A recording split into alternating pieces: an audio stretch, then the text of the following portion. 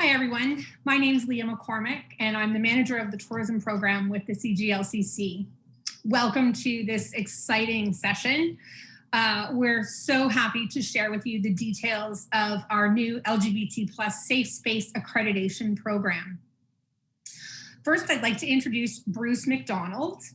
As the co-founder and past chair of CGLCC, Bruce has contributed his experience of many years in the hospitality and travel and tourism industry, and as a business consultant and CEO of Silverman Consulting and Retail Services. His support of LGBT+ business stretches beyond just the CGLCC.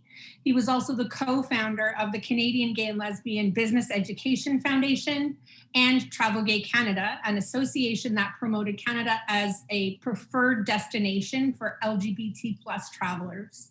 Welcome, Bruce. Excited to have you here today with me. Thanks, Leah. Leah has been on this journey with us for almost as long as we've been on it. So welcome and congratulations to Leah in our new role. I'm happy today to be able to announce the introduction of our new program, the Rainbow Registry. And hopefully it will give everyone an easier way to identify LGBT+ friendly businesses across Canada. It's the way for companies to affirm their position on LGBT rights and make it clear what their stance is. As Daryl Sherman said in the press release that was released on, I believe, Friday, it's no longer enough to talk about inclusivity. Canadian consumers and employees are demanding clear, actionable steps to show businesses values align with their own. This journey, as Leah mentioned, started many years ago when we started Travel Gay Canada in 2008.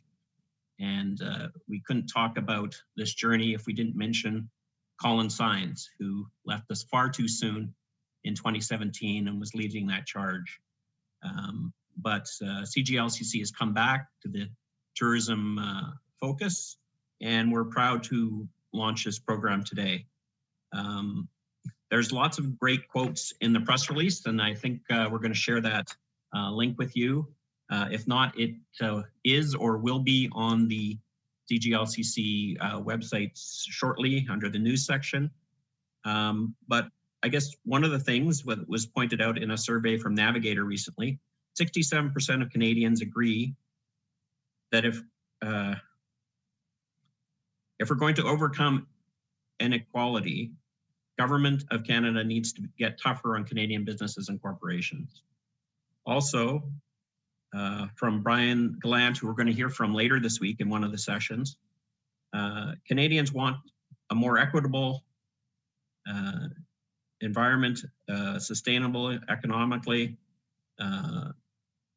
and government needs to bring down the hammer on businesses as a necessity in order to become a reality. So lots of great information, but I mean, we want to leave most of the time today for questions about the new program. So I'll hand it back to Leah. Thanks, Bruce. I can give you a little bit more background about the program itself. Providing customer satisfaction goes beyond offering products and services of value. Businesses and community groups must ensure that LGBT+ customers feel welcome and accepted. LGBT+ customers are seeking safe spaces and destinations with businesses that demonstrate a commitment to the LGBT+ market through inclusive initiatives and exceptional service standards. The CGLCC partnered with Tourism HR Canada, thanks to funding from the Government of Canada, to design and deliver a responsive, comprehensive, and sustainable LGBT+ market-ready program aimed at helping businesses and communities develop the lucrative and fast-growing LGBT+ market. Businesses and community organizations that are awarded Rainbow Registered Accreditation will benefit from the independent recognition of their efforts. Accreditation attests to their progressive policies and practices and inclusive cultures. The Rainbow Registered program is a voluntary process that grants a time-limited recognition to businesses or communities for demonstrating compliance with the quality standard, i.e. the national guidelines that were developed. Accredited businesses are deemed market ready for the LGBT plus customer and given the right to be associated with the program's prestigious designation mark, the Rainbow Registered symbol that you're seeing now. The program is sustainable and scalable with flexibility to respond to emergent needs and be attainable to a variety of businesses and organization types and sizes across a range of industries. The accreditation program is open to any business across Canada that is front-facing, consumer service oriented. And there are 4 categories of criteria that the business will be assessed on. And the categories are policies and practices. So the business or organization's policies and practices are non-discriminatory and respectful of sexual orientation and gender identity. The second criteria is training. The business or organization provides diversity and inclusion training for staff and volunteers and contributes to public education on diversity and inclusion. The third criteria is commitment to inclusive leadership. The business demonstrates leadership and commitment to LGBT plus inclusion beyond just its day-to-day operations. And the fourth standard is the culture of inclusivity. The business has established an organizational culture that is LGBT plus inclusive and affirmative. So we're all ready to get started. You can visit the new website at rainbowregistered.ca. And the process goes, so you visit their website and review the application guide. There's a full guide that will take you step by step through the application process. Once that's done, you can go online and take the self-assessment, and it'll give you an idea right away of whether you can go through and successfully complete your accreditation, or maybe you need to take a step back, look at some of your policies, and just be prepared for your assessment. You then go in and complete the application form, submit any documentation right there on the site that might be required, and then someone from the CGLCC will connect you with one of our CGLCC Rainbow Registered assessors, and we'll coordinate an assessment. And then once that assessment is complete, you'll be notified of your decision and the next steps. Pretty easy process. The whole thing, depending on the size of the business, could take a month maximum. And then you're able to start marketing yourself as Rainbow Registered. You'll receive a welcome kit in the mail that will include a guide, a postcard for your cash desk or your computer area that explains what being Rainbow Registered means. And you'll get the Rainbow Registered logo and decal for your windows so that everybody can see as they enter. And then, once your decal is up, then, people can come in and be comfortable and ensured that LGBT plus customers feel welcome and accepted. Bruce, let's talk, I think there's a couple of questions in here. Let me take a look and we can answer those. The first one, what kind of background check goes on in the businesses applying for the certification? Well, the background check, I can answer that, Bruce. The background is going through those 4 criteria and being assessed whether you meet the standard in each of those 4 different categories of criteria. So it starts with a self-assessment, Mm-hmm.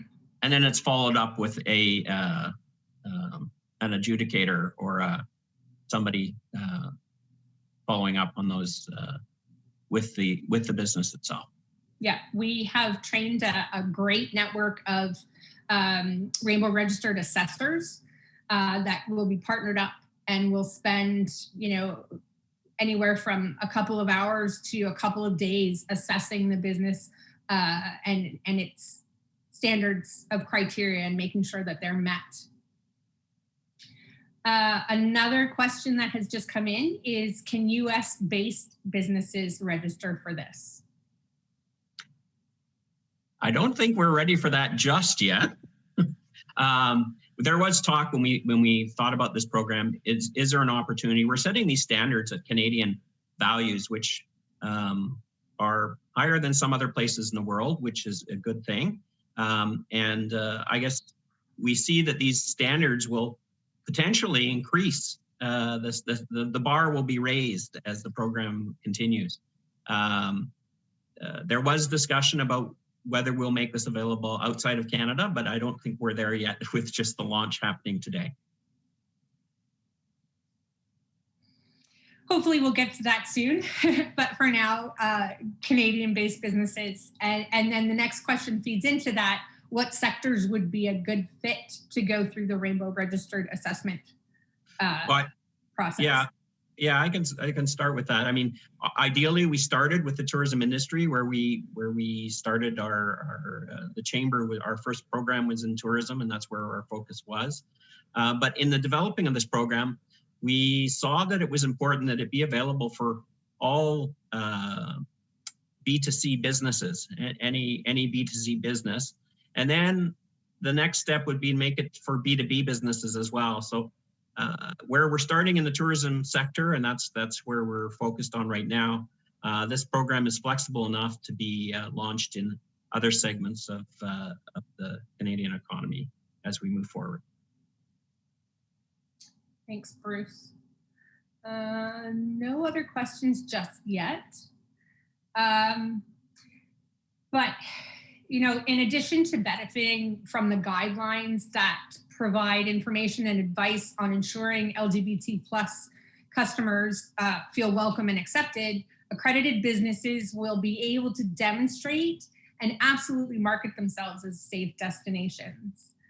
They'll have, once Rainbow registered, they'll have the privilege and opportunity to proudly display that decal on their window and let people know that they have been accredited.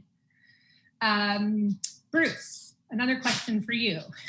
You have experience in the tourism space. What do you think this means for tourism operators? I think in this atmosphere where we are today, it's imperative. If you're looking for talent, people are going to decide where they're going to go on how they treat their employees. And it's not always having a big pool of employees to choose from in this day and age. You're going to have to want to attract the best talent. So from the employee side, that's a big part of it. From the consumer side, we saw this with travel to destinations that were less friendly. We saw numbers of outbound Canadian travelers drop, and that wasn't because the LGBT people weren't going there. It was because they never went there. If they didn't feel safe, they weren't traveling there. But then their families and friends decided not to travel there if they couldn't go with them. So the bar has been raised. So if you're not doing this, you'll have to. And then that leads into the next question for you, Leah. Is there a fee?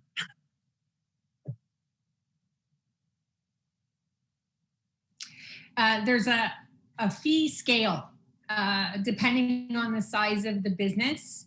Accreditation application starts at $2.99, and if accredited, your accreditation is valid for 3 years with a renewal fee at the beginning of each of those years. I'm just looking at some more questions here. Going through the Rainbow Registered program, we've spent the last, we had over 1,000 people from September of last year to March of this year participate in our different tourism programs that we were offering in our partnership with THRC. So we've had over 1,000 people go through the Navigating LGBT plus Diversity and Inclusion workshop. There's an online component to that, and there's also market ready seminars available. These are all really great basis, or referral, coming back to taking those courses again, or looking through the toolkit of resource guides that we now have available. They will all assist in becoming accredited. If you don't meet all of the standards, the assessor will talk with you, let you know about, maybe direct you to one of the programs that CGLCC has to offer that could very easily make it so that you do meet the standard and you are able to be accredited. I'm also getting what types of businesses should apply. As I said, with in regards to the fee, there's 4 different fee levels. So, and it really doesn't matter the size of your business, ownership, size, and, consumer facing, any business is a good fit to become Rainbow registered.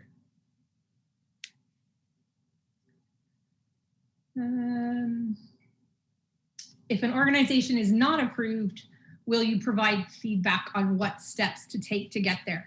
Absolutely. The assessor will come back and give you suggestions. Like I said, refer you to some of our different programs that are available.